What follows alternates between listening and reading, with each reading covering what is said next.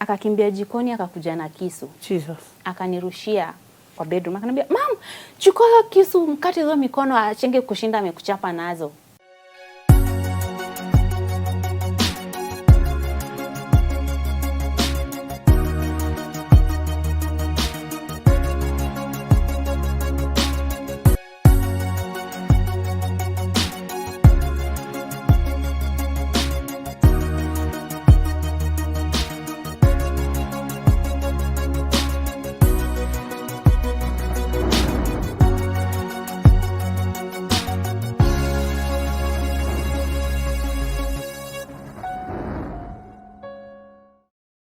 Good evening and praise the name of the Lord. Always delighted to be your host, Reverend Ruth Wamoyo, the Gorgeous Woman Show. The inspiration behind this show is to just bring awareness that suffering may not appear normal, but you can fight it and become the gorgeous woman that God has intended you to become.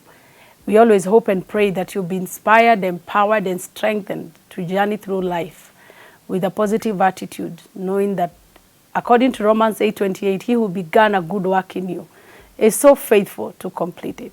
And as always, I'm privileged to interview one of the most and most of the beautiful ladies that I've encountered that are not shy to share their story, because whatever they've gone through, they've taken it positively. And I have with me none other but evangelist Nancy Colomany. Karibu sana. Asante. Yeah, it's such a joy to have you around. And there are so many things about who you are. But above all is that besides being a mother and beside, I believe, being an evangelist, that you're an activist to those who are probably living with HIV virus. And we'll talk about it more in the program. But we just want to know you. Who are you? Who is, before the evangelist, who is Nancy Colomany? Okay. Thank you for having me in your show. You're welcome. I'm humbled. My name is Evangelist Nancy Colomany. I'm born again. Amen. I love Christ. I'm married. Oh, great. To one handsome male husband. Male. It's important. Yeah, that clarification is needed. Yeah, male husband, one. Uh-huh. And the Lord has blessed me with 5 children. Oh. So I'm a mother of 5. Talking of strength of a woman. Yes. 5 children. Same womb? Yeah, same womb. Great. I thank God for that. So I'm, as I said, I'm a pastor. I'm an evangelist. And I'm also an HIV activist. So I was brought up in a family of 4. Okay. I'm the eldest. I'm the firstborn. And I was born in Kakamega. Okay. Yeah, and You're going by the name. Yeah, going by the name. Yeah, actually, Colomany means gold. Oh, so when they talk about, there's a place called Colomany. Yeah. There's Okay. a place called Ikolomani. Ikolomani. Yeah. So it's a place of gold. It's a place of gold. So you're gold yourself. So me, I'm gold. Awesome. Yeah, I'm gold. So yeah. My parents are Christians. Yes. And I thank God because they brought me up in the Christian line. Yes. Yeah, so that's Were me. you Protestant, Catholic? I was Protestant. Okay. Yeah.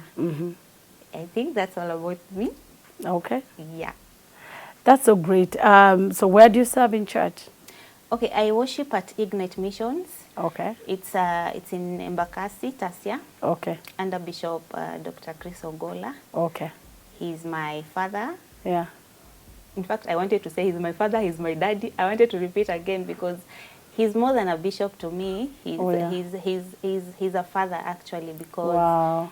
He stood with me when like everyone else left, but he remained standing. So I really thank him and I really appreciate him up to this time.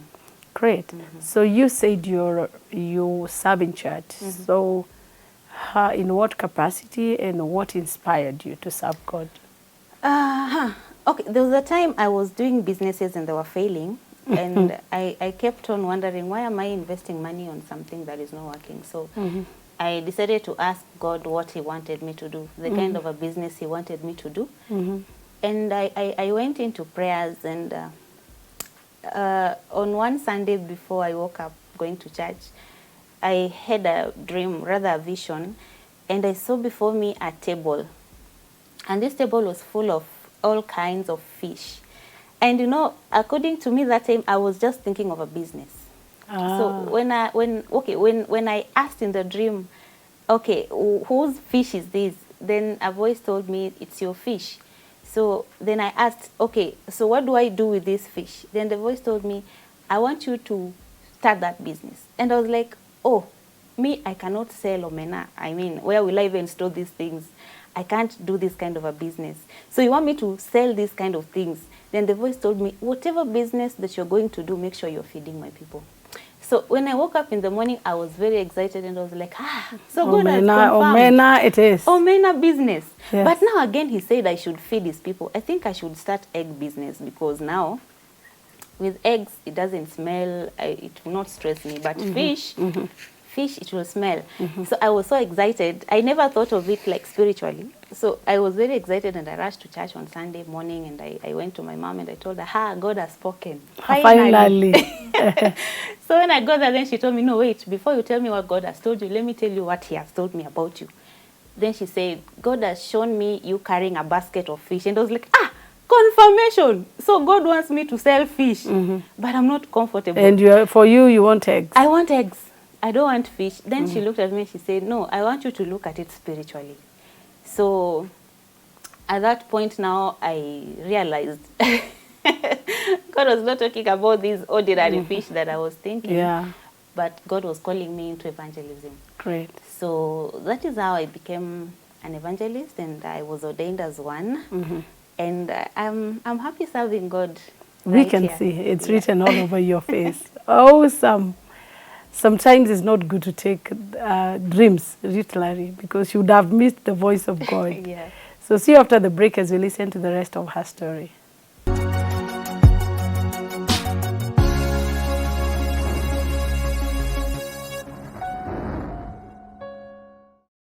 So welcome back, our viewer. My guest is none other but Nancy Gold herself, Colomany. And we are talking about her calling. It's not always that God is showing you a manna, meaning that you should start that business. And many people have been misled by not decoding well what God is saying. But we thank God for your man of God was able to know that. And we are so happy that you're now serving God. So tell us more about your childhood. How was it? Okay, my childhood was great. My parents really tried to make sure that we didn't lack the three basic needs. So it was a nice one, I would say. But in high school, when I was in Form 2, I got a boyfriend. You know, I wanted to fit like the class of my classmates. So I also got myself a guy. Okay. And this guy, he was very patient with me. So you see, when other girls were coming and they were talking about their boyfriends, I don't know, asking them out and stuff, mine never asked me for such kind of things. So he was very patient with me. He never asked for anything like sex or anything. So I was glad about that. But now after high school, immediately after Form 4, now this guy comes and is like, where? You think I'm abnormal? It's either you come or you go. So are we doing it or not? And because I don't want to lose this guy and I still want to fit in, I say yes. So we go, and boom, I get pregnant. And when I tell him, he denies it. He tells me, I'm still a student. My dad is going to kill me. He will not pay for my fees, so I'm going to find money for you so that you go and abort. Oh. And I'm thinking, I'm so naive that I'm thinking, I'll think I'll have to go and ask my mother. I'll tell my mother I'm pregnant, then I ask her. If she agrees that I abort, then I'll abort. So I go back home and I tell my mom I'm pregnant. And I talked to the guy and this is what he said. My mom was shocked. You know, they were not expecting that from me, especially after performing so well. They had very high expectations. So she told me, whatever has happened, you can't abort because of that. So I decided now it's okay, let me keep my pregnancy. So I kept my So what pregnancy. I'm wondering, you were that free with your mom Yes. that you knew you could say that and come out alive. Yes. I was very open with my mother. That is so good. I was so open with my mother. I would tell her anything. And I expected her to react even more harsh than the way she did, but she was calm. She told me she was very disappointed, and I saw it on her face, but she was not for the idea of me aborting. She told me it was a mistake I made, but it has already happened, and I have to take care of my child. But my father, on the other hand, did not like it, so he withdrew himself from us, at least for that time I was pregnant. And I remained back in the village with my mother. He left home? Yeah, my father stays in Nairobi, but my mom stays in the village. So we were left there in the village with my mom. And you know, my dad had to send money to my mom so that we eat and do stuff. But now, because I got pregnant, he wouldn't send my mom any money. And so we had to do some kind of jobs like helping people's farms, digging, so that at least you get something for food and stuff. And I thank God because my mom stood with me through that period until I delivered. And after I delivered, when the baby was 6 months old, I told my mom, hey, let me go back to Nairobi, let me go and apologize to my dad so that I can hustle and find something, so that I can also help you support the kid. And she agreed. So I left my son at home with my mother when he was 6 months old. Wow. And I came back to Nairobi and I apologized. So after apologizing to my dad, he accepted. And I told him, I just want to hustle, find something to do. Had he seen the baby this time? My dad? Yeah, he had come back. He had come back home. He had seen my child. So in fact, he was even providing for the milk that time, the powdered milk that time, which was very expensive. Yes, it was. So I started hustling, and I got something to do. But still being this naive girl, I found myself again in a group of friends, I called friends, but most of them were men, and one of them came with an idea that the mother was sick, and because we are friends, he was like, let's go and visit my mother. You know, with sickness, you can never know what happens. And because of that kind of a person, nakauruma kake, I was like, okay, but at least let us wait until it's end month so that we have some money to buy something for your mother. But he was like, no, I have some cash. We can just go. I'll provide even for the transport. Then I asked him, how many are we going? Then he told me, we are going about 4 or 6 of us. And I was like, okay, fine. Then I asked him, is it a place you can go and come back? Then he was like, yes, you can go and come back the same day. Then I was like, okay, then we can go tomorrow. Me, in my pocket, I only had 50 shillings. That was my own money. But the other money that I had was, my dad had left it with me so that I can take care of my siblings because he had traveled back to Kakamega. So I was now in charge of my siblings. So I had hidden the money in my room and I had not shown anyone else where the money is. So I wake up very early in the morning on the next day and we meet at Country Bus. Now, when I get there, it's just me and him. Ooh. And I'm like, where are the others? And then he tells me, okay, they say they won't make it because, and I'm like, okay, then let's go. He told me we are going and coming back, so I don't want to waste any time. So we go in, we board a bus, actually a bus. And now in my mind, I'm thinking, these kind of buses are the ones that we board when we're going to Kakamega. How comes we are boarding them? I mean, are we going far? But again, I'm thinking, people board them and then wanashukia hapa Kangemi. So it's not surprising. So we boarded and we went. So while we were going, we were not getting there. It got to 2 p.m. We are not there. And now I asked him, you said we are able to go and come back. Then he said, the bus has been having issues. And I'm like, are we not in the same bus? I'm not seeing any issues with the bus. Which bus are we talking about? But I think he was lying at that time. So when it got to 4, I even just stopped asking because I was now very sure this guy tricked me and I'm already late. Even if I start shouting, there's nothing I can do about it. And I have to humble because he's the one paying my transport. If he refuses to pay for it back, what will I do? So I'm like, I will not talk. But now at the back of my mind, I'm thinking, oh my God, what will my siblings eat tonight? In fact, what have they even eaten at lunchtime? And then I told him, you know, I was left in charge of my siblings. Right now they have nothing to eat. What are we going to do? Are you able to send me some money so that I send them? And he's like, I don't have any money on my phone. Is he working? You are working with him? Yeah, we were working together. Then he tells me, I don't have any money on my phone. Let us get home first and then we'll send them. And I was like, okay. So we got at home at 10. I hope you are not being abducted. Okay. At 10. At 10 p.m. Wow. It is raining. The place is dark and it's near Tanzania there. And I'm coming from Nairobi. And I'm like, now, if we've gotten here at 10 p.m., that means there is no way we can go back to Nairobi today. So when I get at the compound, everyone is so excited. Kids are all over. Everyone is so excited. Like, there was no sick person. So I'm like, hey, what is happening? And these people looked like they were actually expecting us. So I get there and I sit. And then I'm like, now, you know, the toys now come and they're like, auntie, auntie, auntie, see where your bibia? Hey, and I'm like, what? Bibia who? And then now it starts clicking in my mind.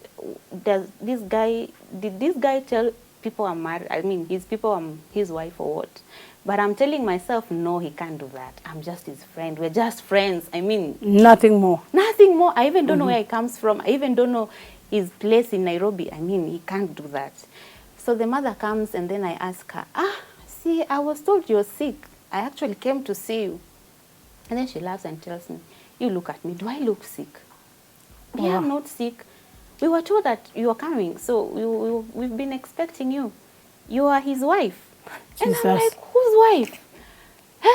And then she tells me, okay, we were told that you people got married, so he was bringing you home. Did he pick the wrong girl, or that was his mission? I think that was his mission. That was his mission, because I ended up getting married, just like that. And and okay. By the time after that night, I remember now the mother of that boy, she told me, you know, this house of mine, we don't have extra rooms, so you guys will have to share. You'll have to share his room. I mean, where do you expect to sleep? You can share his room. And I was like, okay, then to share the room. And of course, being a young girl I wasn't even born again. I was just that girl. So we slept together that night. And that was the very first night I was sleeping with that guy. And I told him, please, tomorrow, early in the morning, we have to go back to Nairobi. Because if my dad happens to come back and finds me missing, I have a 6-month-old son back at home. And he's taking care of my son. And he told me, it's okay, we will go in the morning. Apparently, that same night, my dad traveled from Kakamega to Nairobi. The same night I traveled. So he came, he found me missing, and the kids were hungry. And you know now what he was thinking. This girl has decided to run away with a man again. Wow. So in the morning when I woke up, this guy had already left. Even the 50 bob that I had in my purse, he had taken it. So I was left there with my phone, very empty. And now I'm thinking, where is this guy? So I went in to talk to his mother back in the main house. And then I asked her, where is he? Where has he gone to? Then she tells me, he has left. You know, you can't just go. You have to remain here so that we teach you our tradition. You're the wife now, you know. You have to take care of your house. And I'm like, what are you talking about? But they were very serious. By the time I realized that these people were serious, they were very serious. So I decided now, let me They don't even want to talk to your parents or anything? No, they don't want to. In fact, I even told her I have a son, 6 months old. How will I explain this one? Then they're like, people get married the way they want to get married. You don't get married with your children. And and that's a woman telling you that? Yes, the mother now. And then I said, no, let me talk to my mother. Because at this point, my dad had given me so many missed calls. I didn't know what to tell him. So I wasn't picking. Then I called my mom and I explained it to my mom, exactly how it happened. She understood. Then she told me, you know, Nancy, I don't have any money to send you. And the money that your father sends me is just enough for us with your son. So what you do, you just act as if you're complying with them. If If they start sending you to the market, you know, giving you some money for something, then you save until you can get enough transport and then come back home. And so I was like, then that's okay. That's fine. I told my mom I'll do it. So I started acting good with them. You know, the guy has already gone, so I'm just there. And are you calling him? I'm calling him, he's not picking. In fact, I don't know, he blacklisted me or something. His phone was never going through until March later on when I got sick. So I tried to win their love and their trust, so they started sending me to the market. At least now I was familiar with the place. I knew where the bus stop is and everything. Wow. So what community was this? Was it Kenyan? It was Kenyan. It was actually Migori. Oh, okay. It was in Migori. So they started sending me to the market and stuff. But I thank God because they never mistreated me. They never stabbed me. They treated me very well. I gained favor with them, I would say, because they never mistreated me at any one point. But my target was just to disappear from that place because I was not thinking of getting married there. Like even his friends could not send you bus fare. Did you try? I did not even have his friends. The friends I had were my friends. You know the circle I started by mentioning, the circle of friends that we were to travel with, they were my friends. And you couldn't ask them for bus fare? I never thought of asking them. I don't know why, but I never thought of asking. In fact, I never even called them. I think I was embarrassed because how would I have explained myself? How did I find myself in such kind of a mix? They would have looked at me as a very silly girl. So I think I was afraid of even just telling anyone what had happened apart from my mother. So after about 2 months, I had raised the money, the transport, the money that I How much was that? About 2,000. Wow. And it took me about 2 months. You worked for 2 months? Yeah. So when I was now to escape, like now, today, then tomorrow I escape, I called my mom today and I told mom, hey mom, I have the transport. Tomorrow I am coming. And she told me, make sure no one knows about your plans so that you arrive here. And don't go to Nairobi. Your father will kill you. Just make sure you come here. And I said, fine. But now after I talked to my mom that morning, in the evening, the same day, I collapsed. And now I was taken to the hospital. And when they tested me, they told me I'm pregnant. Wow, hold that thought. Wow, it couldn't get worse. Let's take a break and we'll listen to the rest of the story from Nancy.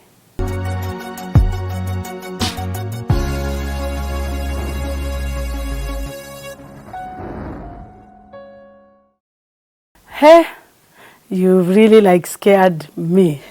So tell me now. Now this girl is about to run away. She's the runaway bride. Then you collapse, you're told you're pregnant. Okay, let's take it from there. So I'm now thinking, oh my God, pregnant. And now, you know, this woman is very excited. She's like, oh, you see, God wanted you to be here. You're even pregnant. And I'm like, I'm still thinking of my son back at home. I'm still thinking of how I begged my dad to forgive me the first time. Now I have to do it again. So what kept you there? Is it, if your mom acted differently, or what kept you there? Because ordinarily you would not stay in such an arrangement. So if the guy runs away, you would even go to the neighbors or go to the chief or something or just protest. What made you so comfortable? I was comfortable because my mom told me to. My mom actually told me to comply. And me, I was listening to what my mom tells me to do.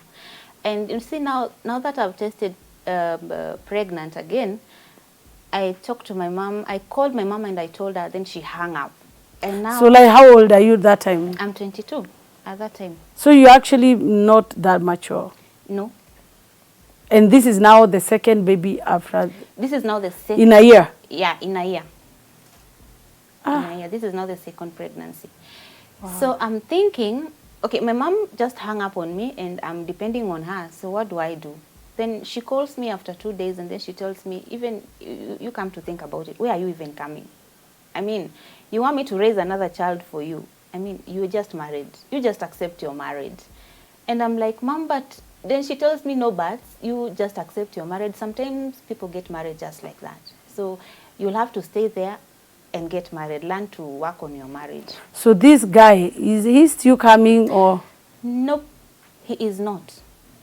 He is not coming.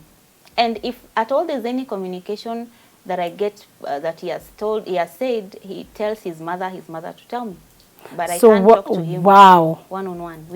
I can't communicate with him. He will talk to the mother, then the mother will tell me what he wants. And so that is how now I decided in my heart that anyway, where am I going with another pregnancy? I'm married, let me stay. So I decided to stay until I deliver. But now when I was 8 months pregnant, I got yellow fever. And it was so bad that they used to wash me on a stool.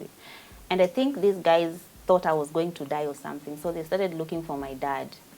All this time, they've not even told your family they have you? They have not told anyone in my family they have me. Okay. I'm the only one communicating to my mom. But they have never called anyone in my family. And your dad, has he ever looked for you? I don't know if he did. But after what happened, we lost all communication, and then I went and exchanged my phone number. So I'm sure if he tried looking for me, he found me missing.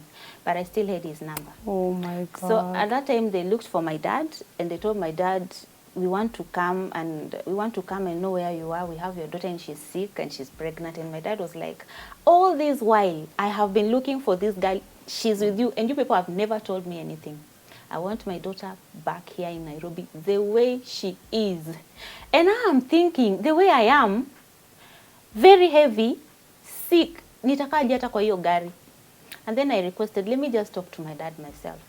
So I talked to my dad and I told my dad, the way I am right now, I'm not even able to travel. Let me just deliver, then I will come. Then he agreed. Then after he agreed, I don't know, I just recovered and then I went into labor. And I delivered safely. So they took you through treatment? Yeah, they took me through treatment. Okay. Then I delivered. After delivery, now again my mind started hitting, how am I going to escape? Okay, during the time I was sick, the guy came. Okay. He came. He acted like now the husband? Now the husband. So he came and he stayed until I delivered. So after Did you have any questions for him? No. I was so bitter. I was so bitter that I could not even talk to him. So after delivery, then I told him, I want to go back and see my son. I told him I want to go and see my son. Then he told me, you can't go now. The baby is still very young. Then I told him, I must go. I can walk. I want to go home. But he refused. So I started now planning on another escape. So in my mind, I was like, I will carry my baby and go back home, whether my mom likes it or not. But I will not stay here. But again, the words that she spoke to me kept on ringing in my ears that she can't raise my child again. Then I was like, what if I escape from this place and I go and suffer with this baby? What will I do? Then I was like, okay, let me talk to these people and tell them to take me home so that at least they can know my parents and they know where I come from. At least my parents will be... How far is it from there to your home? Oh, God. From Migori to Kakamega. I don't know maths. I don't know the distance. But I know it's far because the transport we used at that time was 1,500. So it's almost like almost going to Nairobi or maybe Nakuru. Actually, it's like going to Nairobi. From Migori to Nairobi. It's the same distance. Wow.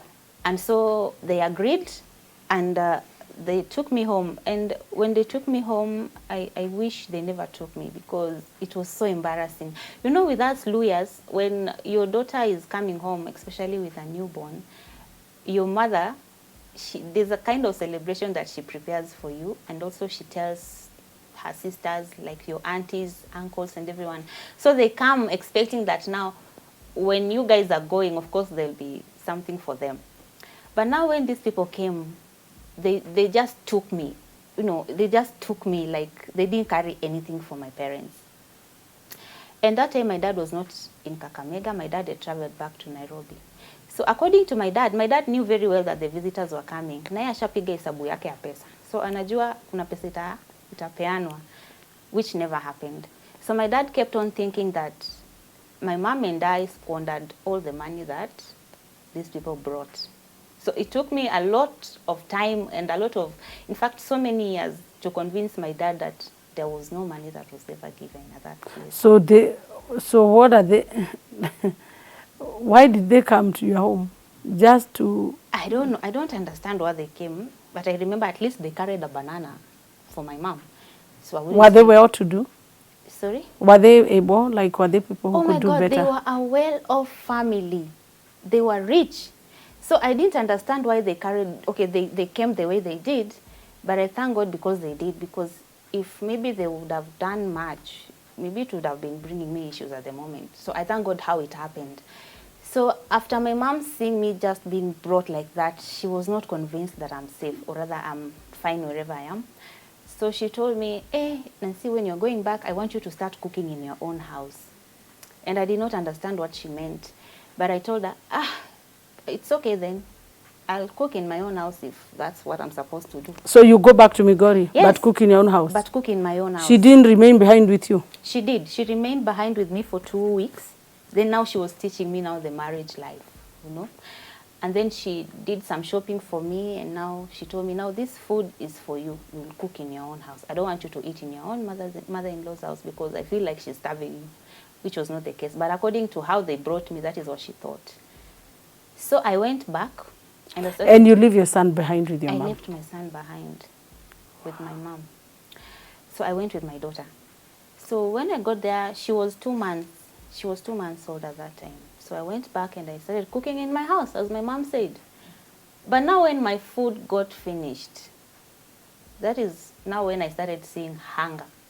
Because now my mother-in-law then now, she decided to withdraw herself from me.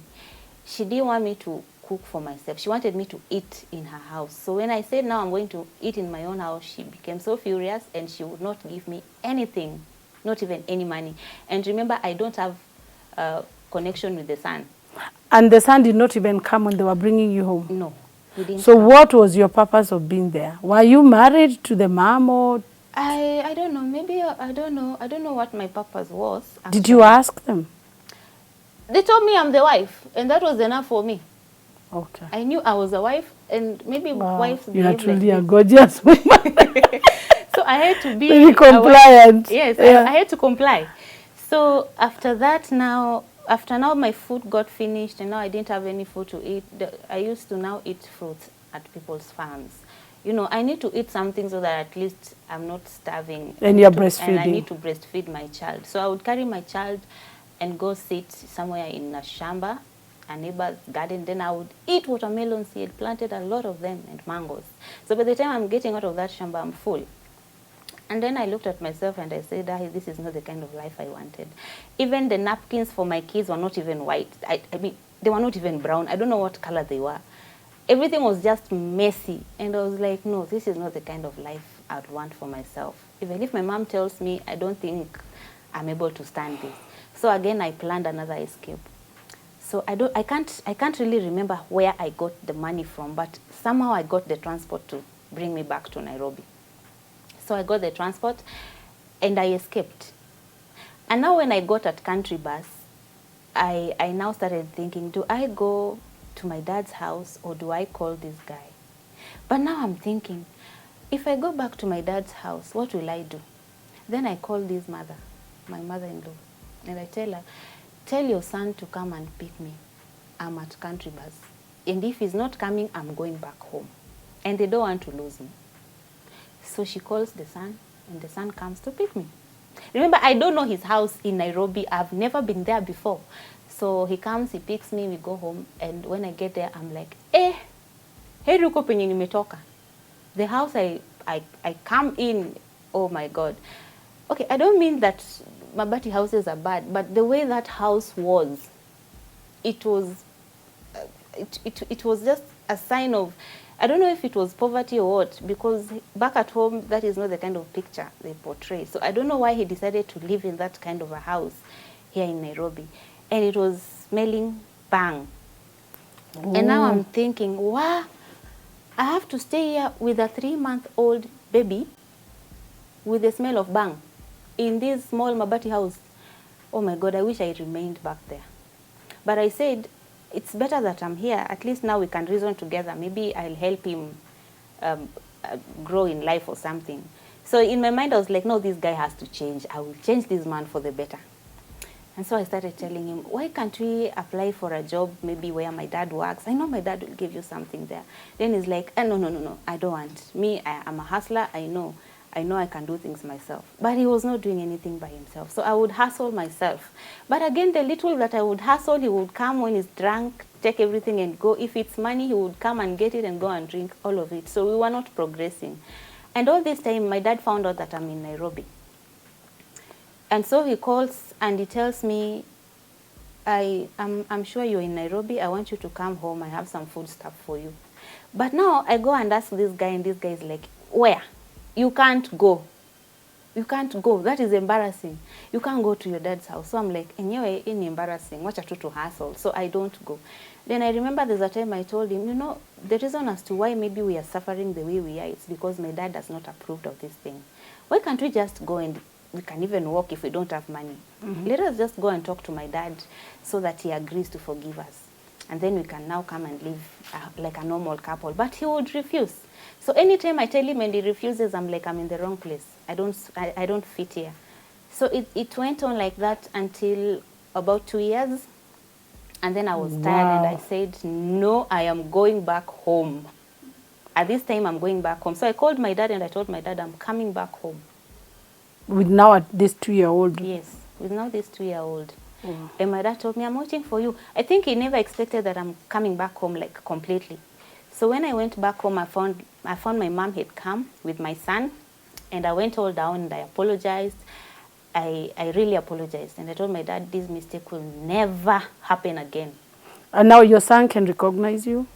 How can he recognize me? That time he's maybe like almost 3? Yeah, he's almost 3 actually. Wow. Yeah, he's almost 3 at that time. But he can't recognize me. He knows Nancy, but he doesn't know Nancy is the mother. Wow, our viewers, indeed. It's quite a sad story, but we thank God that she's willing to share it. We are feeling the sadness with you. Stay tuned.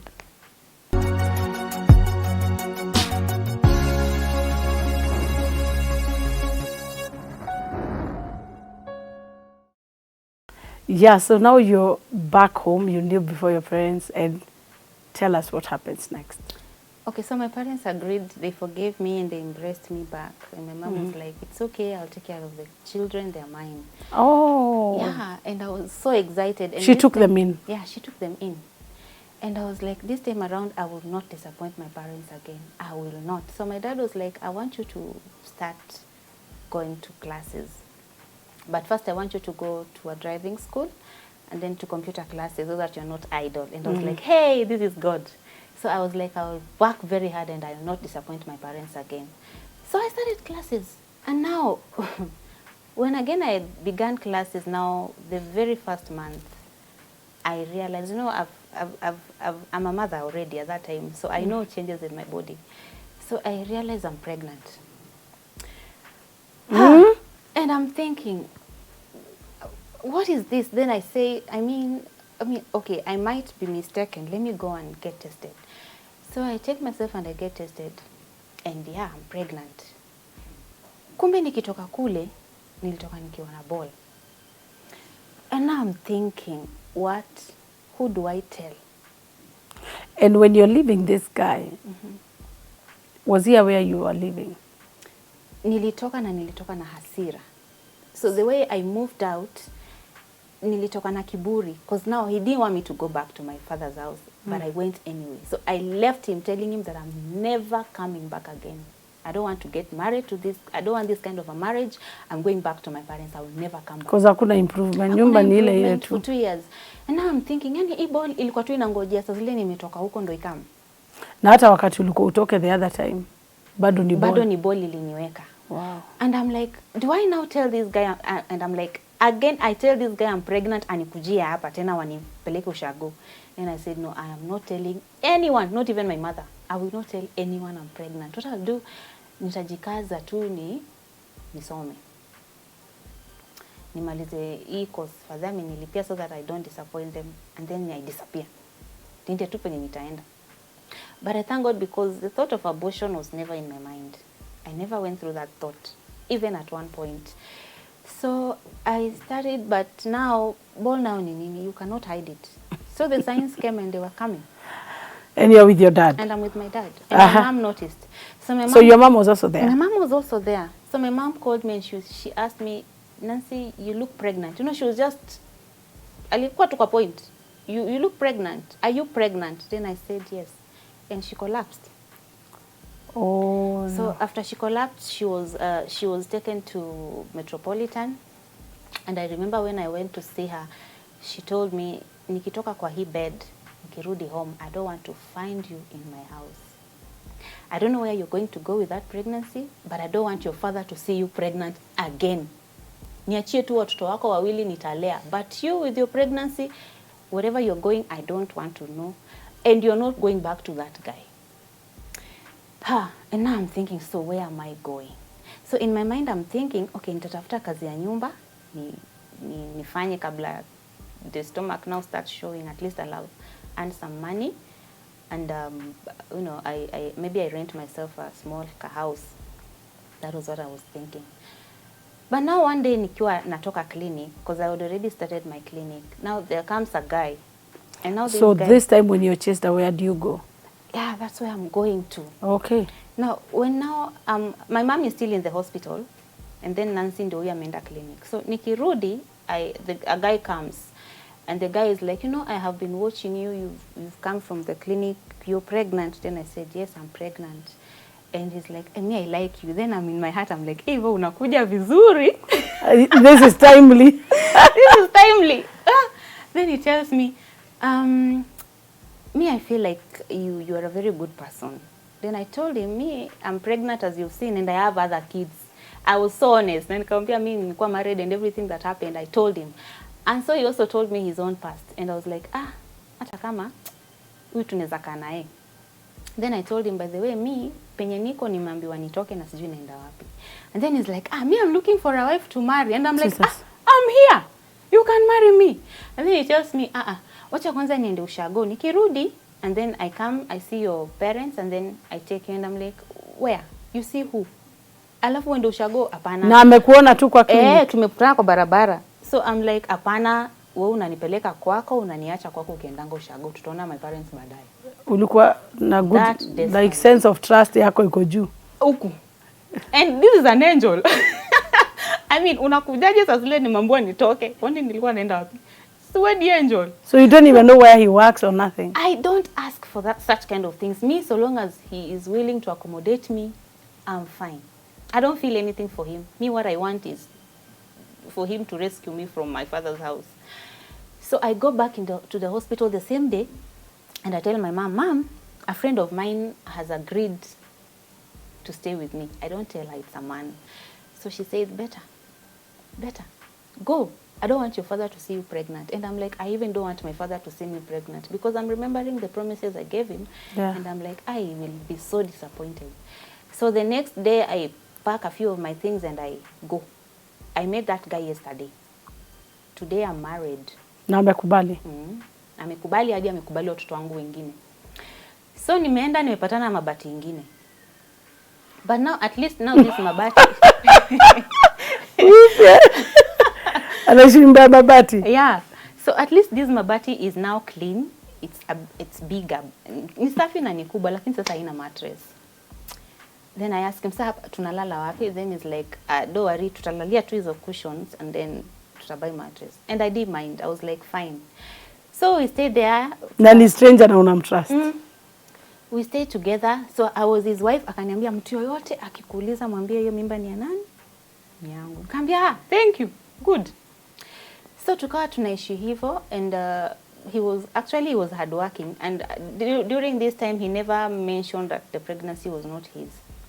He tried very much, and he reached my dad on phone. Akambia my dad, I'm with your daughter. My dad akaenda, but eventually akakubali, I'm with someone. Akakuja akanyamaza. So when again I was 8 months old, pregnant, now this guy decides now he wants to bring now his girlfriend, rather his ex-wife, in the house. So they came at 3 a.m. very drunk and all high. And they told me, we, songa huko. You know, they are pushing me huko kwa ukuta, tuko kwa mattress chini, and they're sleeping right here and they're doing their thing. And I'm thinking, what is this? Na ukumbuke ni nyumba mabati. So I told myself, I can't watch all this.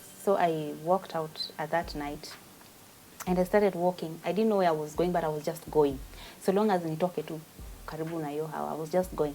So I ended up in a church, kwa gate ya church fulani. And then I called. So where is this area? Hiyo ni area gani? It's in Embakasi. Okay.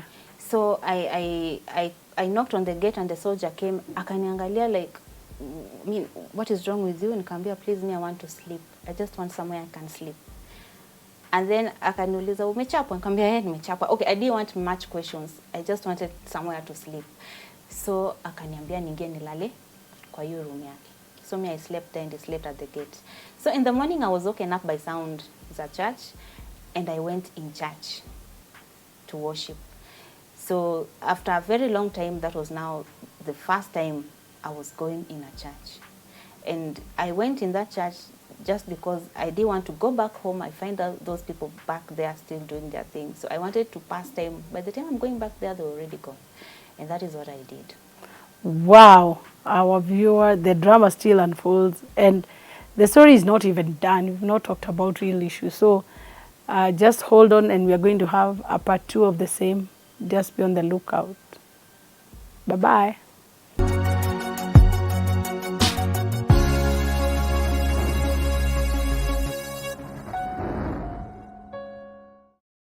Karibu sana. It's always a joy to be with you again in Gorgeous Woman Show. This is the part 2 of the story of Nancy Colomany. Her story was just amazing and big. It couldn't fit in one program. And we are so happy that you have decided to share the story with us. Just a recap of her story. It's marriage after marriage, children after children, one miracle that looks like a miracle and then ends up being not as a miracle as it ought to be. So I can't tell you much. Just go watch the first episode so that you flow with us as we hear the rest of the story. So Nancy, now we are at where you now catch this, presumably we can call him the second husband. And now you catch him, the first wife comes and then you run away. So tell us from there. So I end up in a church. Yes. And I decided now to stay in the church until it's over, so that I can go maybe when they've already left. That's a morning service. Yeah, that's the morning service. But I stayed until 2. So had you had breakfast? No, I hadn't had anything yet. But I was not feeling hungry. Of course. I was okay. So I remember that time the wife to the bishop in that church came and she approached me and she told me, she asked me, are you okay? Then I told her I'm fine. Then she told me, are you born again? And I looked at her and I asked her, what do you mean, am I born again? Then she asked me, have you accepted Jesus as the Lord of your life? And I said, no, and I don't want. So she looked at me and she was like, what don't you want? Then I said, I don't want that Jesus, because if that Jesus has been with me ever since my mom gave birth to me, because she has taught me about the same Jesus, my life would not have been this mess. So she didn't talk much. She just told me, okay, I think she saw I was so bitter. So she just gave me her number and she told me, you talk to me anytime when you're willing, then we can talk. But I took the number just because I didn't want to embarrass her. So I took the number and I walked out. So I went back in my house and the guys had already left. But now the neighbors were really laughing and they were like, see, you can just let your husband bring in another woman in the house. And I'm like, which woman? That was his cousin. And then they're telling me, you're forgetting, isn't it nyumba za mabati?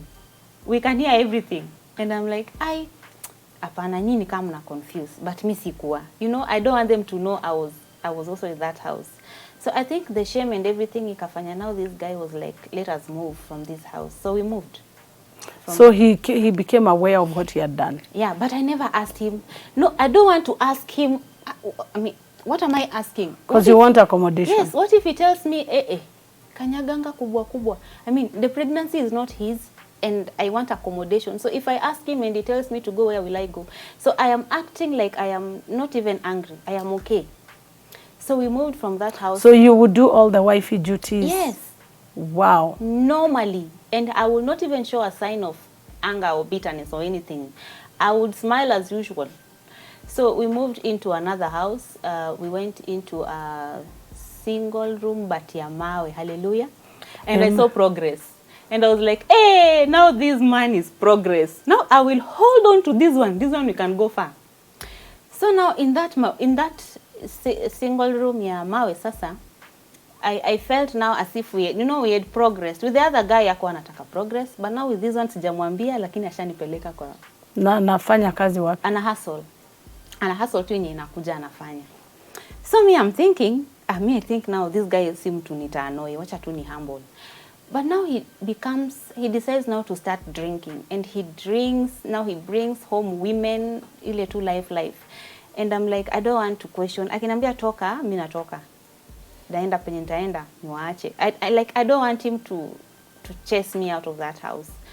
So nikiendelea hivyo, I remember like there was a time I questioned and I got serious blows. Akanipiga, and remember I'm pregnant, 8 months pregnant.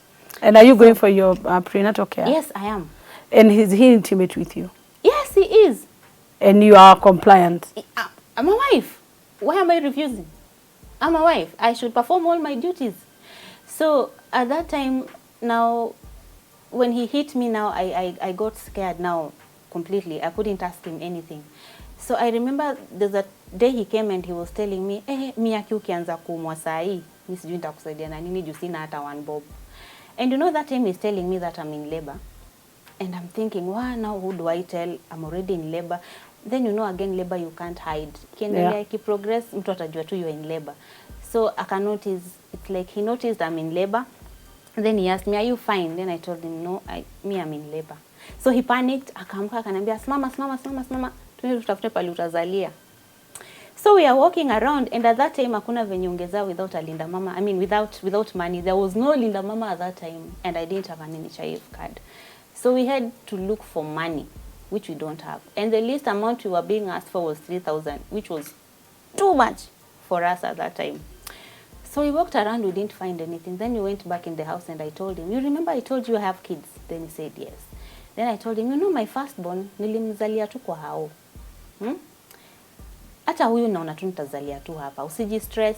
Kama zimeshindikana, just leave it. And then he told me, unezaza mwenyewe hapa? Then I said yes. Na umekuwa ni stress hapa, tunazunguka huko hivi tukitafuta pale utazalia. And I'm like, I'm sorry, nitazalia tu hapo, usiji stress. But now in my mind I'm thinking, sijaijizalisha. Ataka nilizalia home, my mom called a doctor. It was not ile kienyeji, so what will I do? But then I remembered, kwa hiyo ploti tu hapo kulikuwa na a chemist. Remember we've just been there like for 2 weeks at most, so hata maneighbors bado hatujuani vizuri. Watu wa shop bado hatujuani vizuri, hata watakukopesha. So I went in that chemist and I talked to that lady, nikamwambia, me I'm in labor, sina pesa na sijui nitazaaje. You can help me? Akanambia, mimi uzalisha watu by the hapa tu kwangu. Wacha nikuzalishe kwanza, and then tutaongea story ya do baadaye. And that is how I got a place to deliver from. Wow. And so I delivered. And I remember I almost had difficulty in giving birth, but I kept on telling myself, I have delivered 2 babies. And safely. This is within a span of how? Okay, your last born 2 years. Okay. The girl, almost 2 years at that time. The boy that I had, was it a girl? The girl. The girl. So at that time now, nikaanza tu kujiambia, no, I delivered safely. Hii haitanishinda. Because now that girl was like, the woman now was helping me deliver. She was like, sasa hii ni maneno gani nimejiletea? Your baby has complications. And she's telling me that there's no theater there. I'm just me and her.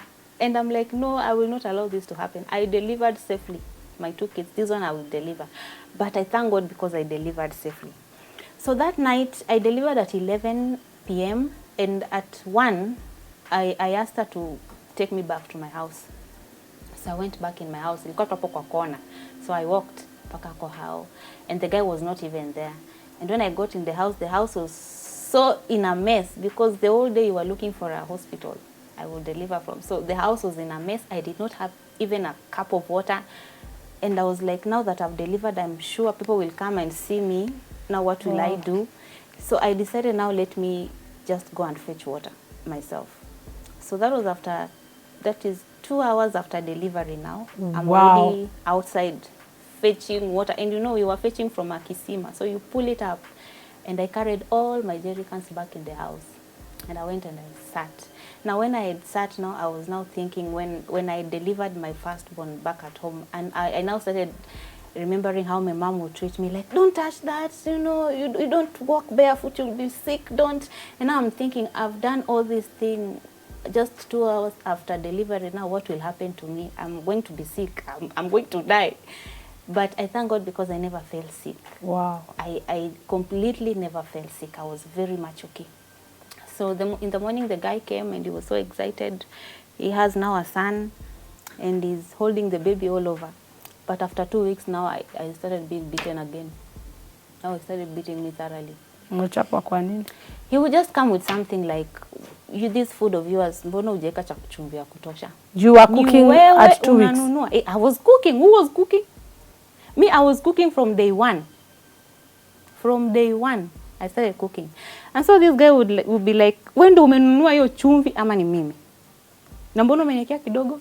And he would just begin a fight from there, a serious one. And after that, akaingilia ulevi sasa ile vizuri. Until now he stopped working. Akipata kidogo badala anunue food, now he drinks and maybe he sends some to his girlfriends. And after that, now after I had gone through all that for 2 to 3 months, 3 months actually, I was like, let me just hustle. Let me look for a job myself. Because now I'm thinking I can't walk out of this marriage again.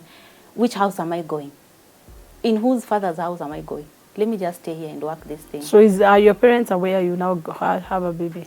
By the way, my parents were aware because I remember there was a time my dad sent my sister with shopping. And he brought me a lot of food. And I was so humbled. I was like, after everything that has happened, after all the disappointments, my dad can still do this.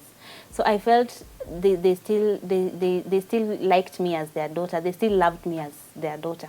But I didn't want to get myself involved so much in them because I was afraid I will mess again. So I didn't want to get involved with them so much. So when my baby was 3 months old, I was like, let me hustle and get a job, which I did. I got a job in some Muhindi company ya kupanga mishiri. But now it was very far. It was far from where I used to stay. So ilikuwa nikitaka kuenda, I need to find someone to take care of my son. Ndo mimi niende. And because I couldn't afford house help. Na pia the nan milk at that time I couldn't afford. Ningenunua tu maziwa ya ng'ombe ya kawaida, then I asked her to mix it. And kidogo I express some from my breast and I leave it. I would pay that lady 50 shillings. But then ningetoka kwa nyumba mbio, running, like literally running from my house to my place of work. So I did that on day 1, day 2, and on day 3, I did that and I went to work and I fainted. So after fainting, now when I woke up, that boss was like, unazimia kwa kazi yangu, madam. Tokanga tu ukienda. And I was like, Aki, please, I will not faint again. I promise, I won't faint. But now he was like, apana, you are not strong for this job. Just go. And I was fired. So I went back home. Mama ananidai 150 yenye sina. But I talked to her. Sikulipwa. Nilitoka hivo. So nikarudi. Now I started now thinking, now what do? I talked to that lady and she understood. I just told her nikipata nitakupea. And she understood. She was kind of elderly. So I now decided, let me talk to these ladies wa salon hapa nje, nikuwe nashinda hapo nikilearn stories za nywele. And I did that and she accepted. So I would carry my baby kwa salon, najifundisha, najua, until I learned everything to do with hair. So at least I would make something for myself. But nikiwa tu kwa hiyo salon, I would see my husband walking, going with the girl back. And you know, and I would Different girls. And you would still be a nice wife. I would still be a nice wife. I don't want him to question. I don't want to question this guy. Why am I going and I don't have money? Am I going back to my father's house? No. So I still act as if I didn't see anything. I never saw it actually. And were you in pain? I was. Inside I was in pain, but I was not telling anyone, not even my closest friends at that time. I was not sharing with anyone. And for the church, I would go occasionally, like when I feel like today I want to go, I would go. But I was not a fan of church at that time because I felt Christ was so unfair at that time, because if he was really part of me, I wouldn't have gone through what I went through according to what I was thinking then. So I I persevered all that, and then this guy now decides, now let us move into another house, and we went into a bed sitter, and I'm like, you know, when I'm just thinking of now leaving this guy, A miracle happens. hey, and I'm like, this one, I'm not going. I will stay with this man. So we stayed again, and now in this bed sitter, ndio sasa akakuwa now very violent, very promiscuous. He would just sleep with anything in a skirt, even if it's a man in a skirt, he wouldn't mind. So me now, I decided, let me just hustle and get something for myself. Was it something that was happening every week, every day? Let me say, in a week, it will just happen like 2 times in a single week, or even 3. And he would not take them elsewhere, he would bring them in the house? In the house. What of your baby? Okay, I would carry my baby and go away to wherever I would go and leave them. Okay, he would tell me that's my business partner, we are planning on some business, so excuse us. And I knew very well that is no business partner. So me, I would take my baby and just go. So I started looking for a job to supply pots in a bank, and I ended up in Barclays. At that time it was called Barclays, now it's ABSA. And I talked to the manager there, and she agreed that I do pots for her. So I did pots for her, and during the week, I would go there twice and just wipe the plants, and then she would pay me 3,000 at the end of the month, and at least now I had my own money. But as I was wiping the flowers, she came, and one day she told me, Nancy, me, I feel you can work in a bank. Then I told her, how? Me, I can't work in a bank. Me, I've never gone to any college. Then she told me, you can. Try and apply. But I told her, I even don't know how to apply it. You do it for me. So she went and applied it for me. Wow. And I got the job at the bank. Wow. Wow, our viewer, the story is getting better. At least now we can see light. Now Nancy, just about to work in the bank. Just hold on.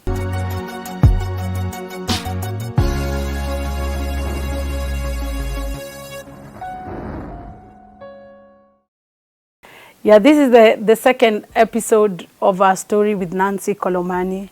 A very beautiful story. She's an evangelist. She's an HIV activist. She's a mother of 5.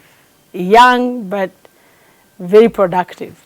We appreciate you. Thank you for sharing your story. Thank you. So now we are with this last, this brother, we call him a brother.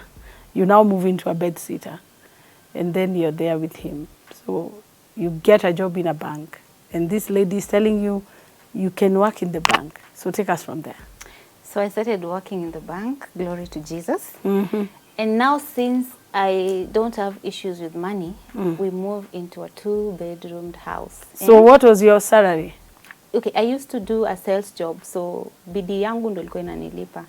But I remember I started with the 40K as I was growing.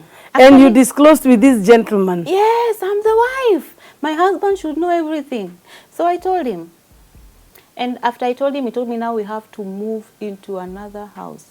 And I was like, okay. Then I told him I also want to bring in my other children. I mean, my parents have been taking care of my kids all this time. So I want to take care of my kids myself this time around. And he was like, so long as you're the one providing, no problem. And I was like, okay, fine. So we moved into a 2-bedroom. And I brought all my kids. And by the way, I have an adopted daughter. I also took her. So at this time, I'm having 4 kids. Okay, just go slow. Where did you adopt another daughter? Okay. When the 2 were with your parents?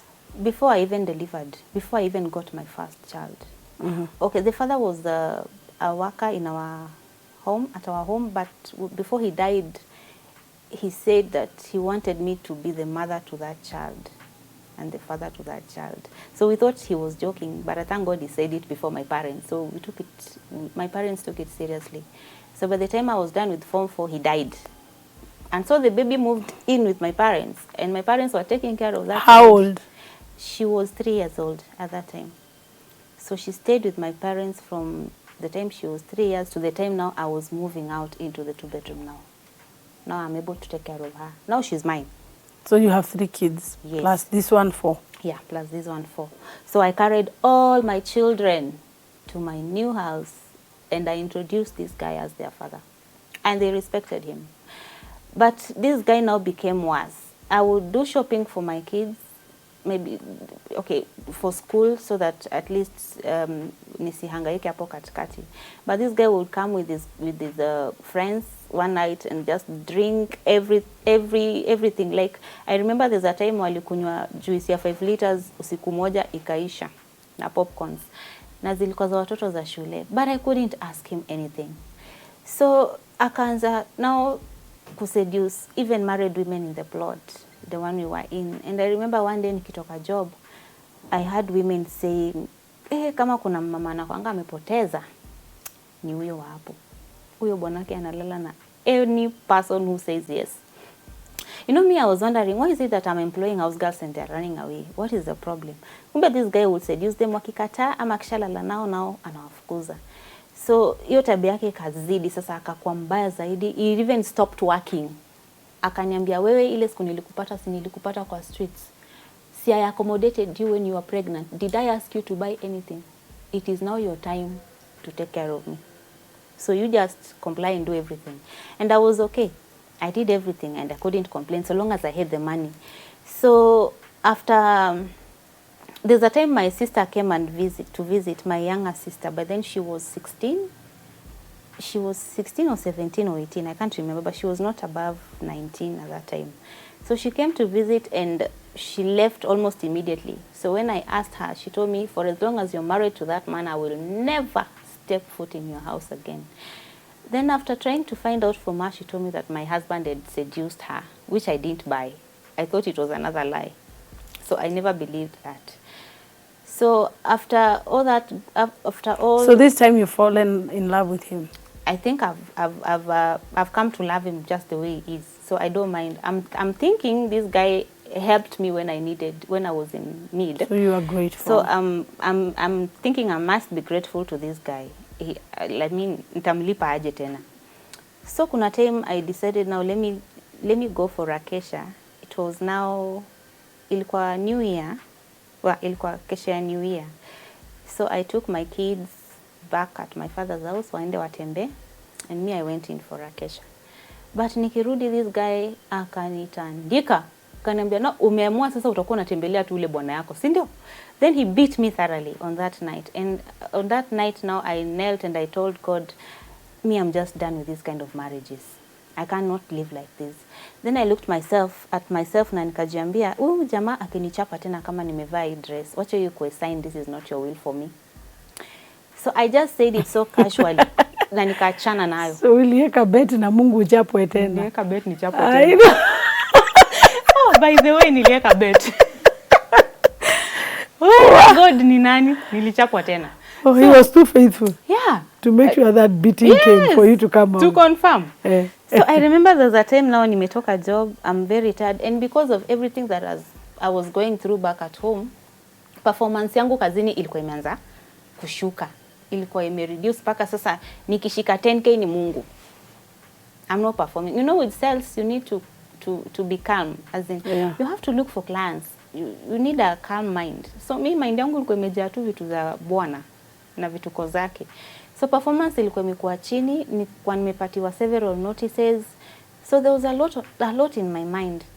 So there's a time nimetoka job, nikafeel niko mgonjwa, and I went and I told my kids, me, I'm not feeling well. So I told the eldest, ninyi mtenda tu, mkimaliza kenye mnafanya, you go and sleep, but baba akikuja, you will open the gate for him. But now my kids also went and slept. So the guy came and he knocked on the gate and no one answered, and akajirusha ndani. Before I knew it, ako hapo kwa kitanda amesimama. Yani tangu watu waanze kufanya kazi kwa bank, madharau imefika wapi? Kwa kichwa. No, I'm trying like now to explain, me si feel poa. Hata sikuwa nasikia phone ikiring. But before I opened my mouth, there was a way nilikuwa nimelala na tumbo. I don't know how he grabbed me, but kuna venye alikuwa amefuga hii kucha, hii ndogo. So I don't know how he grabbed me, but that nail went all the way down, ikanirarua kule chini. Then akanisimamisha. And now when I'm standing, you know, blood is oozing, and I'm thinking, am I on my periods? Before before I can think any further, ashanipiga blows, amenitandika proper. So I'm trying to scream and tell him I'm not feeling well, but he's not giving me that chance to like explain myself. So my kids had the commotion and they started screaming. And my youngest daughter at that time, I think she was 4. Yeah. Akakimbia jikoni akakuja na kisu. Jesus. Akanirushia kwa bedroom. Akaniambia, "Mom, chukua hiyo kisu, mkate hizo mikono, achenge kushinda amekuchapa nazo." So me, what ran in my mind was like, huyu jamaa akishika hii kisu mimi ataniulia watoto. So nikachukua hiyo kisu nikairusha chini ya bed na nikamwambia, "Rudini mjifungie bedroom," because he was rushing to get the smallest. Of course. So wakakimbia wakajifungia bedroom, akasema, "Oh, mmejifungia huko. Sasa wacha tuone kama mtatoka." Then he rushed to the kitchen akafungulia gas. Akasema, "Na walipua nyinyi wote, tukufe sisi wote, after all sina hasara. Mimi niko na mtoto hapa." What? Na nikasikia hiyo gas. And the kids can hear. They can hear. Na mimi nikasikia gas iki leak. Nikaanza ku scream. So my kids wakisikia nime scream wakaanza ku scream. So we were all screaming. So the neighbors came. So when the neighbors came, caretaker akakimbia kitchen akazima gas and wakamrusha nje. So zile amerushwa nje ndo nikarudi kwa bed nikakaa, nikaanza kujiuliza, surely what is this? You know, I'm even embarrassed to go and look at my kids in the eye. So I'm seated there and I'm thinking, what kind of a life is this? So I looked at myself and I said, this is the same dress I was putting on that day. So this guy is the wrong person for me. So God has confirmed. And I'm still asking God, okay, now send me another confirmation. If this guy is not mine. No, now I'm saying, if this guy is not mine, okay, if this guy comes back and apologizes to me and says he's very sorry, I promise you I will forgive him and you will live a normal life. But if he does not come and apologize, then let him come and carry whatever thing he wants to carry and leave my house. So in the morning I left for work. I had to go to the office because we had a very crucial meeting back in the office. So I went in the office after that beating and everyone was shocked to see me. And my manager called me and she was like, "What is happening?" And I told her, "You know, yesterday I fell off the stairs when I was going back home." And then she told me, "Oh, those stairs scratched you. You've been scratched." Then I realized, oh, she knows what happened. So I told her everything. And when I was done talking to her, when I was standing up again, the blood oozed from my legs. And I realized, oh, kumbe niliumizwa. And at that time, akanipeleka kwa gaina. And I was checked. And they told me to go and report and get an OB. But I didn't want any cases. I was just thinking, jamaa alinisaidia nikiwa na shida. I can't do this to him. So after that now, I went back home. By the way, I came back home after I've been fired because that meeting was all about me. My performance was not improving. So I was being fired and I was fired. So I've come back home empty. And when I get back home, this guy came and he carried everything that belonged to me. He only left my children's clothes because the room was locked. But everything in the kitchen, in the bedroom, everywhere, apart from my clothes, he carried everything. But I looked at everything and I said, it is much better than staying with him. After all, I am not lame. I will still work hard and get other things. So I felt a relief. I was like, God has answered. So I felt a relief. And as I was standing there and thinking now what to do next, now the landlord comes and is like, after the drama you people caused, I don't want you in my house in the next 2 hours. You have to walk out.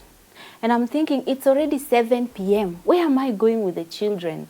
I'm trying to explain to him, but he's like, no, you people are a risk. I can't have you here. So I left at night with my kids. Were they 3 or 4? 4 of them. At night, and we were just walking around Tasia and Bakasi. I didn't know where I was going. We were looking for a house, and they're asking, "Mom, tutapata a place?" And I'm like, "Yeah, tutapata, hatuwezi lala nje." And at around 11 p.m., we got a place. And that is where now we moved in with my children.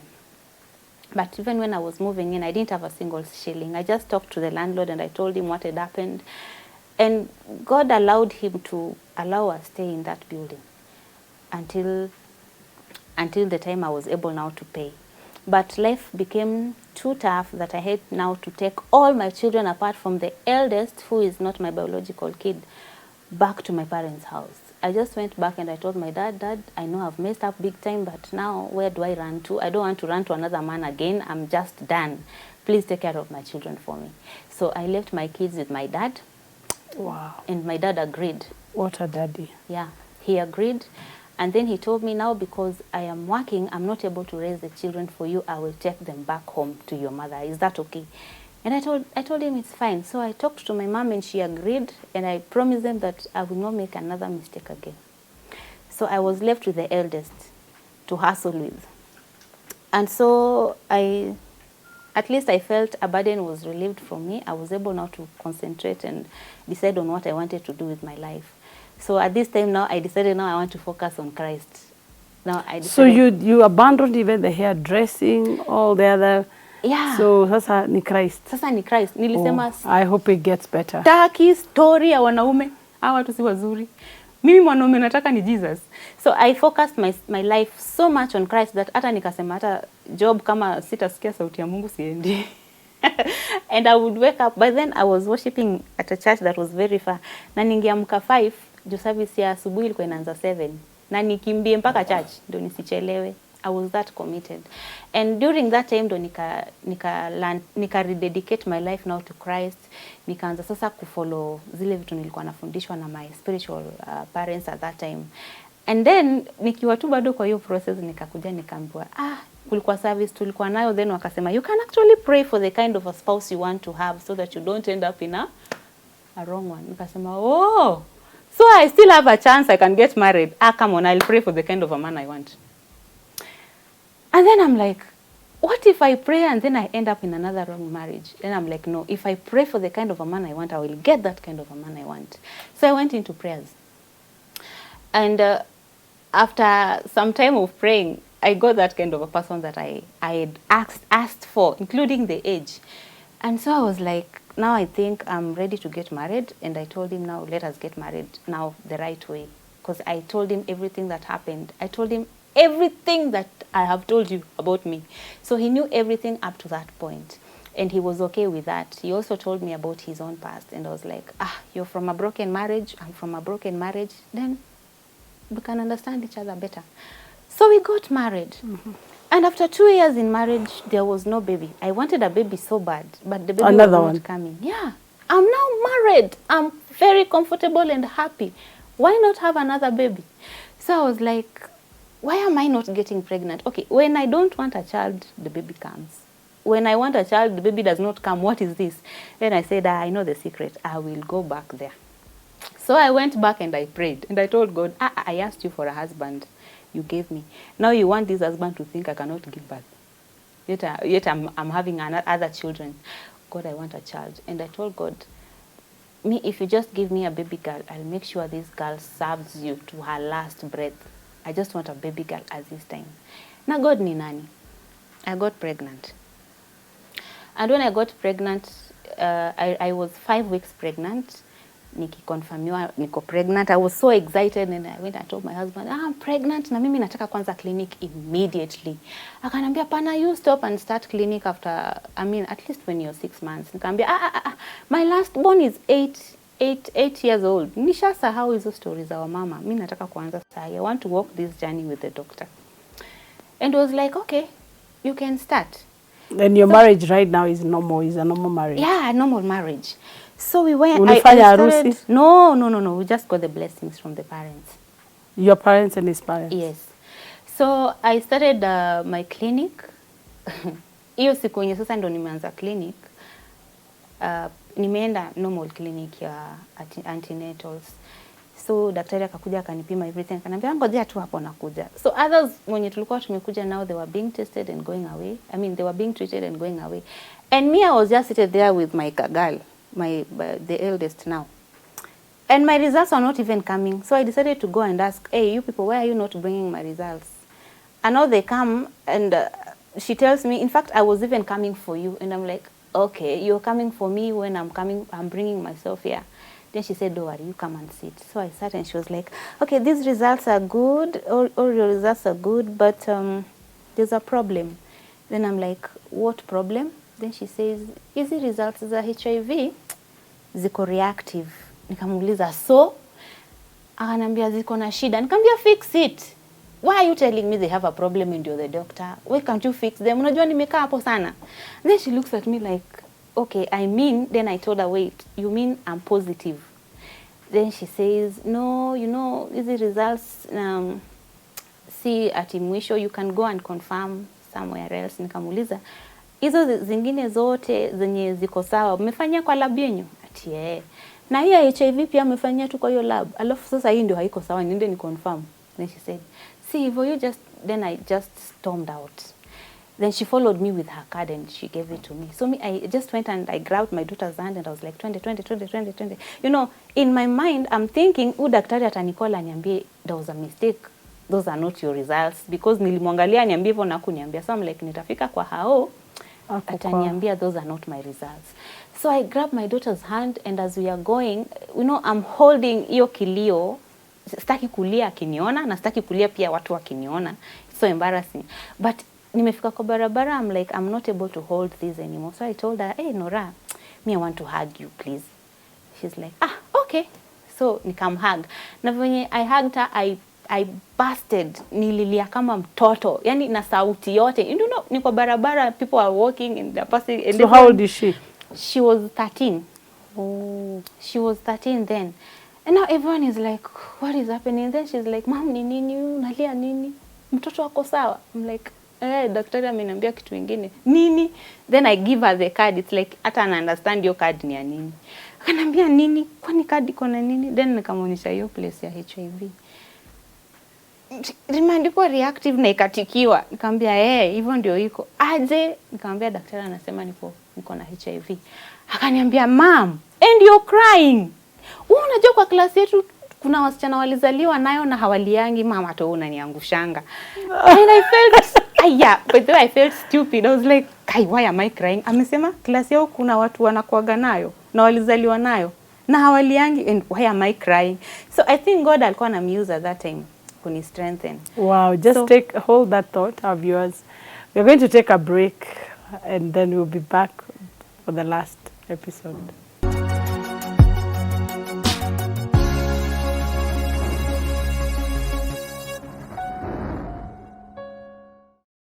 Wow, so your daughter tells you kuna watu wameishi nayo na waliangi. So you felt so like stupid. Felt very stupid. So we go back home, and now I'm thinking, sasa hasira ilishatoka huku, hasira iko kwa my husband. I'm thinking, so this guy decided to infect me with this virus. He will get it for me. So nimefika kwa nyumba, ndo I'm now calm. Now I took the card and I called that doctor. Nikamwambia, now what do I do? Akanambia, you have to come with your husband so that he's tested, and you people can start on your medication for the sake of your baby. And I was like, okay, is there a way I can save my child from this virus? Then she told me, yes. If both of you are positive, or if you're positive and it's confirmed, then you can save your child. And I was like, me, I just want to save my baby. So I told her, I don't think my husband will accept to come, especially after me telling him I'm positive. Then she told me, no, don't tell your husband you're positive. Just tell him you have to come for the clinic, for the testing. So my husband came at night, and I tried to fake a smile, and he was like, did you start your antenatal? Yes, I did. Everything was good. But nowadays, you know, they tell couples to go together if the wife is pregnant, so that both of them are tested and blah, blah, blah. And he's like, are you even listening to yourself? Am I pregnant? Between me and you, who is pregnant? You people, niache tu kwenda kazini, niende clinic kupima. Akaniambia, that's not possible. Siwezi enda. So akikataa hivyo, me I'm thinking, this guy knows. He knows what he's up to. But again I'm thinking, sasa juu anakataa, what will I do, and I'm wasting time. So I told the doctor, he's refused. But me I didn't want to waste time. Mimi nikajipeleka VCT, nikakonfirmiwa test, na nikaambiwa, okay, you can start medications to save your baby. And that is what I wanted most. So I took the medication and I went back home. But I told the people at the VCT, my husband is hard-headed. He will not come for the test. But they told me, we are hard-headed. We have dealt with people like him before. He will come. But I was very sure these people don't know what they are talking about. So when I went back home, I don't know what kind of pressure they put on my husband, but he went and he got tested. So when he came back, he turned negative. Yeah. So me, I was seated there now. You know, he's so excited. He's like, umenisumbua na hizi results zako. Ndo hizo hapo. Sumona tuko sawa? Tuko sawa. And I'm like, what? So in my mind, I'm thinking, what? So if he didn't infect me, where did I get this virus from? And then I told him, I didn't want to hide. I didn't want to carry that burden in me. So I told him, I went and got tested and I'm positive. So he stared at me, and then he just walked out and went and locked himself in the bedroom. And now I'm thinking, what is he thinking? This guy will come back and just throw me out or something. So after a few minutes, like 20, he came back and then he told me, but Nancy, I think those results are not nice. They're not yours. They are false. You know, they are false results. Then I told him they are not because I've confirmed, and in fact ndo hizi dawa, na mtu hawezi patiwa dawa kama haijakuwa confirmed. So akaniambia, anyway, kama ni hivyo ndio iko, then ni sawa, but please let it remain between us. Isitoke kwa hiyo ukuta. Let it just be between the three of us, me, you and her, my daughter, because she knew. And I was okay with that. I was comfortable. But after that now, you see now nimeshamwambia sina stress. I feel like I'm relieved in my spirit. Sina secrets nimekeep. But now God decided to use my husband in a negative or positive way to push me. Because after that now I started having weird dreams, like me seeing myself in a church. But now what I was telling people was that I'm positive and stuff. I was not preaching. I was telling people my status. And I was wondering, what has this got to do with me telling people? I mean, nani anajali? Inawahusu nini? I wouldn't understand. Another day I would see myself in a field like Uhuru Park, and I'm ministering to women and they are crying and I'm holding them, but I couldn't understand what I'm telling them. But I think God was preparing me for what I'm doing now. So my husband now began, he forgot about what we had agreed before, and now he will just wake up at 3 when he knows that is the time we wake up to pray. But he would wake up to do something very different. He would just start shouting, like, let me just do it the way he used to do it. Sorry. We, watu wa virusi, ati mnalala nini? Mmemeza madawa, ati mnajiita mapasta. Mnaenda mnakulana huko na makondo, mnakuja hapa ati mnataka kuniambukiza. Lakini Mungu ni nani? Hainishiki. Amkomeza hizo madawa zako. And then he goes where I put them. Then he comes and throws them on my bed. Ananimwagia zote. Ananiambia, meza hizo vitu zako zote. Ujue hiyo kimu yako yezi nishika. And you know he's talking like that, and the neighbors are hearing and everyone is hearing. So the lights are on. Kila mtu anakisha light akisema venye kwake kuna joto ndo atoke nje asikilize story. So me, it would really put me down. Kwa sababu asubuhi ikifika, I'd act like nothing happened at night.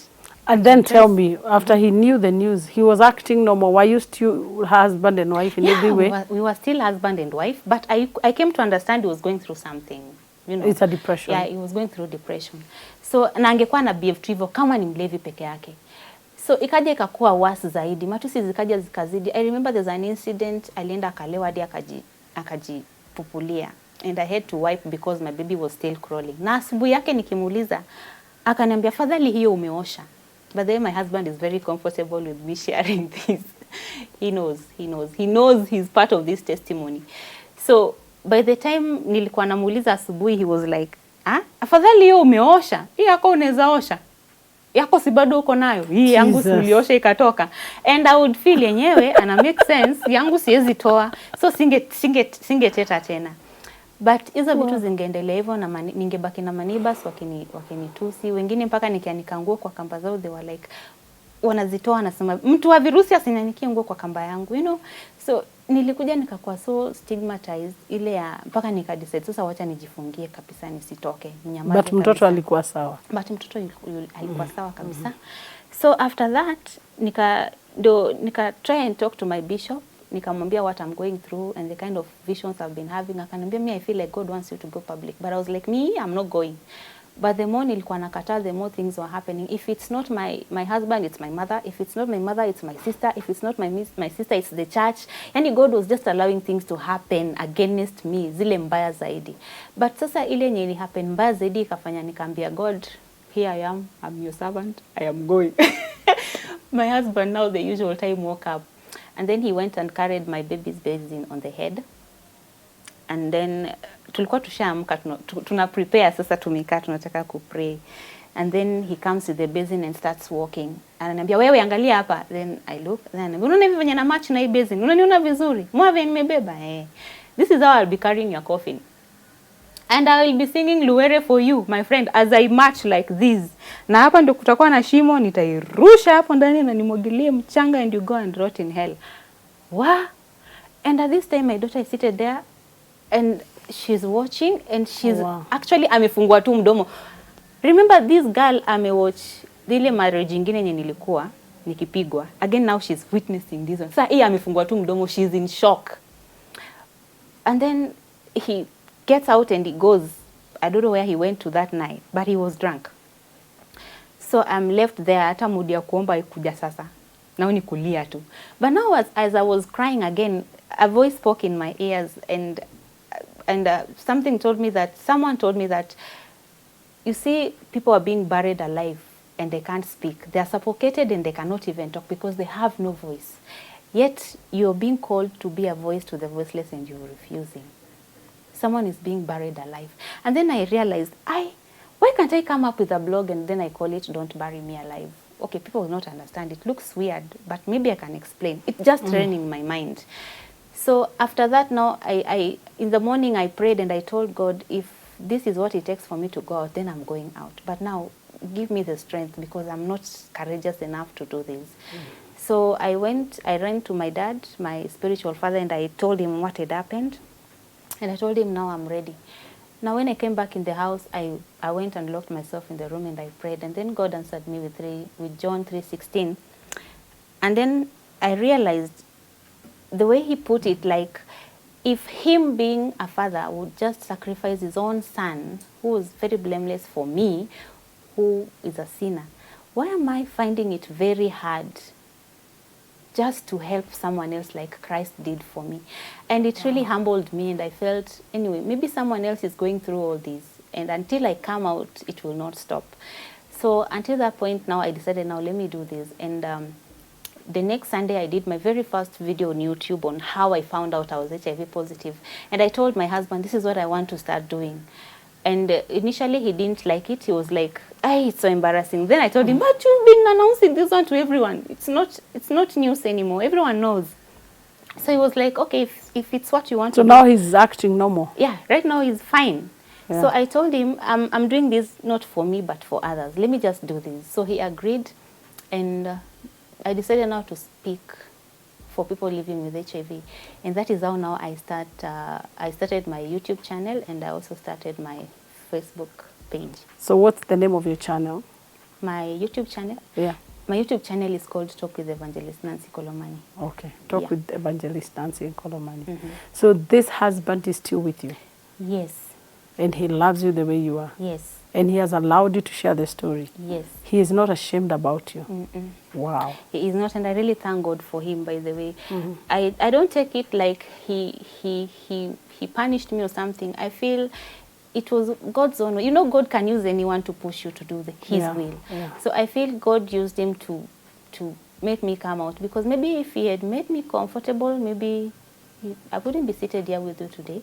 Correct. Talking about this. But because he allowed him to do what he did to me, he pushed me, he made me see what happens in these marriages where couples are, one is positive and the other one is negative, and even for people living with HIV.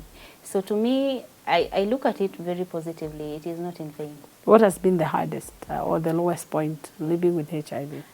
My lowest point is when I began activism, and one day there's a video I did, and a fan posted, rather commented, that I should go back and get healed before coming and preaching Christ and telling them about salvation, yet I'm promiscuous myself. I mean, how can I be positive and my husband is negative and then I'm still telling them about Christ? It's not making sense. It means I'm immoral. So I felt so down. I was like, hi, this one. Okay, it made me look at myself and I'm like, oh, really? Or did I even hear the voice of God asking me to go out? Because I had just begun my activism. So that was my lowest moment. What is your highest moment? My highest moment is me sharing this thing right here, right now. Okay. Don't I look high?